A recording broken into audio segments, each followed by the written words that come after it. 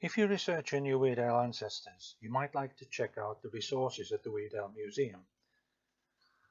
Today I'm going to demonstrate the power of our family history database called Weardale People.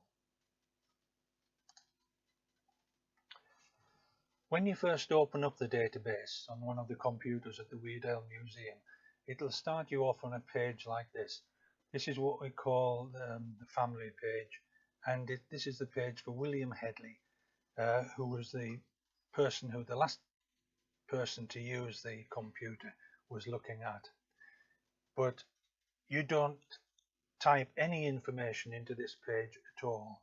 What you need to do is go to the index of individuals. Your information is going to be in here. So we click on the index of individuals, and it gives you a list of individuals. We have 70,000 people in our database, so that's quite big. Now we're going to look today at somebody that I know we have information on. We're going to look for a man called Joshua Dawson. So to find Joshua Dawson in the list of individuals, we type in first of all his surname, and we follow it with a comma and then a space and then his Christian name. So there we have it, Joshua Dawson, and we've given a list of a lot of Joshua Dawsons. And the particular one that I'm looking for, I know he died in 1892. So I click on this one and go to his family page. And then what opens up is the information that we have on his family.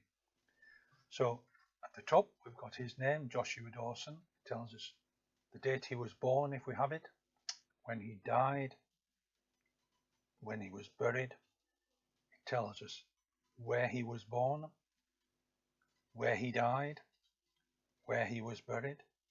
It gives us information about his wife, and the same information for her, born, died, buried, where that happened.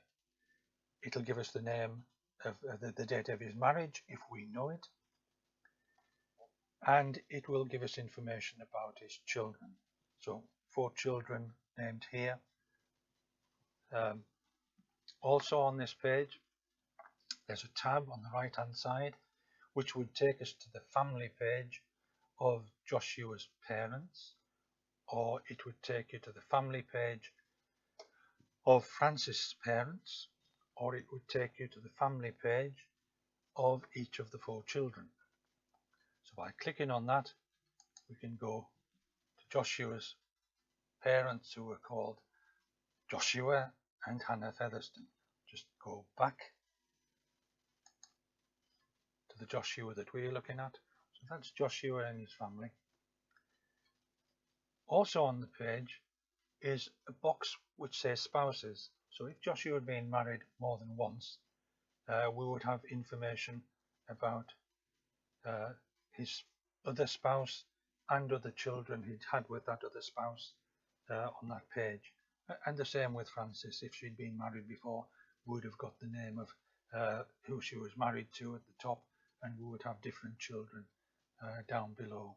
But let's have a look at the More box. The More box gives us additional information for each of these people, and we've got a More box for Joshua, a More box for Francis, a More box for each of the children. If the More box appears to have a file in it, then we have information. If the More box appears to be empty, like this one, then we don't have any more information. So this one says we have more information. Let's go and have a look at it. And we usually have to click down on the notes here to bring it up. So we start here with the census information. Names of people in census started in 1841. So although there were census before 1841, there's no individual information about anybody from that time. You would have to look in parish records, baptism records for that. So 1841, 1851, 1861, he was in the Stanhope parish. In 1871, we've researched this and added it to our information.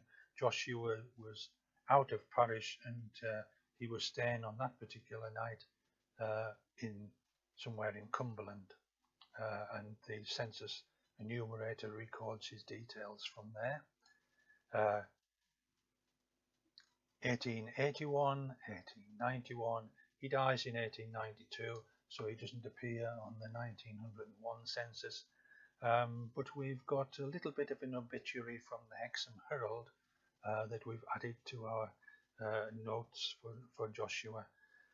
We also have Joshua's memorial inscription from the St. John's Chapel graveyard, and we have separate files on the memorial inscriptions. If we do have a memorial inscription in the notes, it means that there'll be a picture of that memorial from the graveyard in one of the files that's outside this particular database. And we also have a calendar of wills. It's just a very short version of the will for Joshua.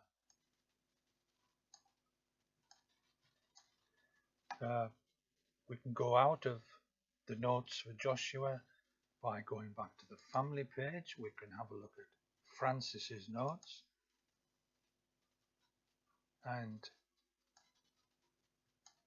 we don't have any information there about Francis before she was married. She first appears in the census here for 1851 with 3 children there, and again it goes down, census information and memorial inscription and nothing else for that. We'll go back to the family page again. So that's the information that we've got on the big yellow page here. Just show you that we can go to Joshua's parents. Joshua's dad was called Joshua and his mother was called Hannah, and it gives information about them. We'll go back to the Joshua Dawson we're looking at, and now we're going to have a look at one of the most powerful things in our database. We're going to look at the icons on the top row. At the museum we don't have all of these icons to baffle you. We just stick to the ancestor and descendant trees, which are here and here. So we'll first of all look at Joshua's ancestors. 1 click, 2 clicks. There's the ancestors for Francis Tinniswood. We obviously didn't go back to Joshua. Let's just take it back there, and we'll click on Joshua and go to his ancestor page, I think. Right, this is the ancestor page for Joshua Dawson. There's Joshua and his father and his mother, his grandfather and his grandmothers, his great-grandfather, and we've got 4 generations back there. We'll just make a little bit bigger so that we can see that information.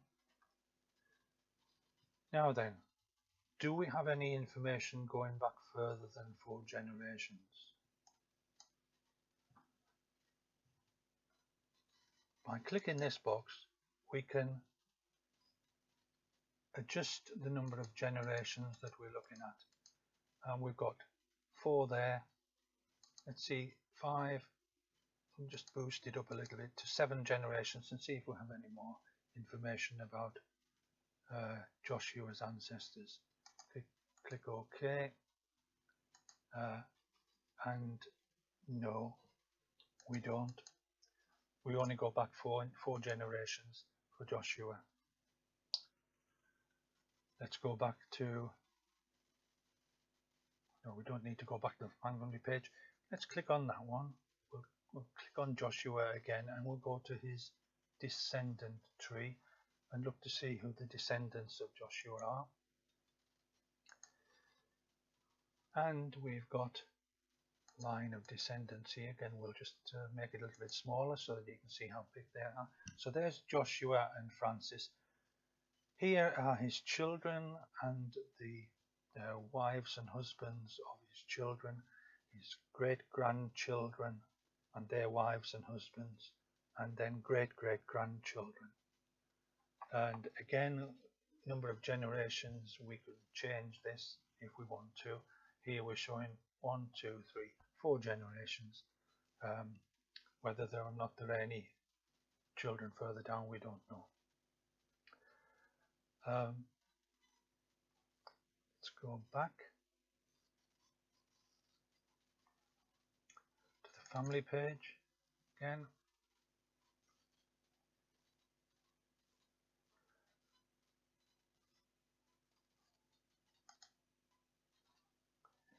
We'll just go back to the descendant tree again for a minute.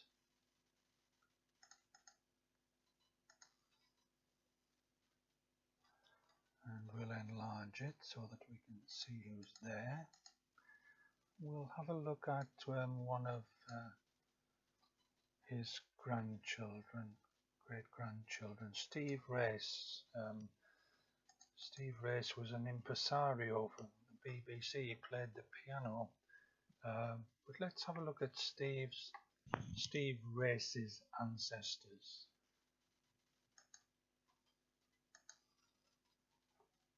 And we can see that this is somebody who died very recently. It obviously has more ancestors to show there. So this is Steve Race.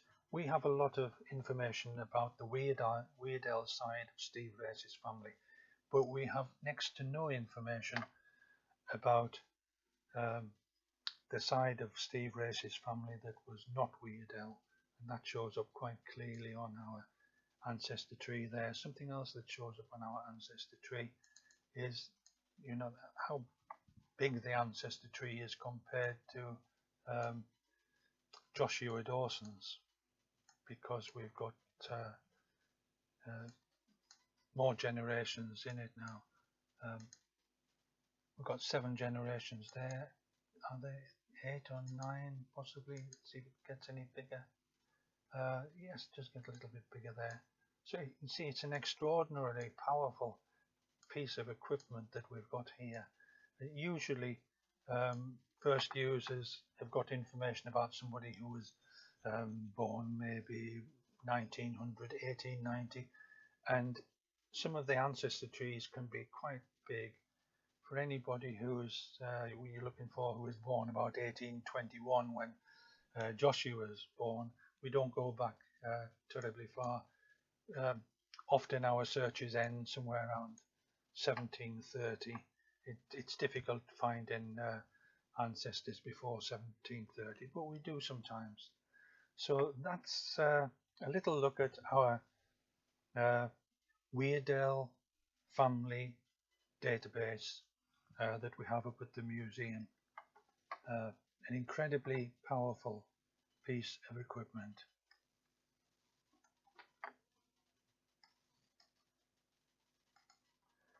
And here we have 2 of the people who are responsible for building up this database. Ken on the right hand side, Eric on the left hand side, with the details about how you can contact them for information. This information is not online. The database is not online, and you can't visit the Weardale Museum at the moment because of coronavirus. But if you want to find information about your family history, either Ken or Eric would be very willing to do searches for you. Now, we don't make any charges at the Weardale Museum, but thousands of hours have gone into building this database. Not only Ken and Eric, but John and others have added information into this to give information about 70,000 people. And although we don't charge for the information, we do very much appreciate donations to the Weardale Museum. Thank you for listening.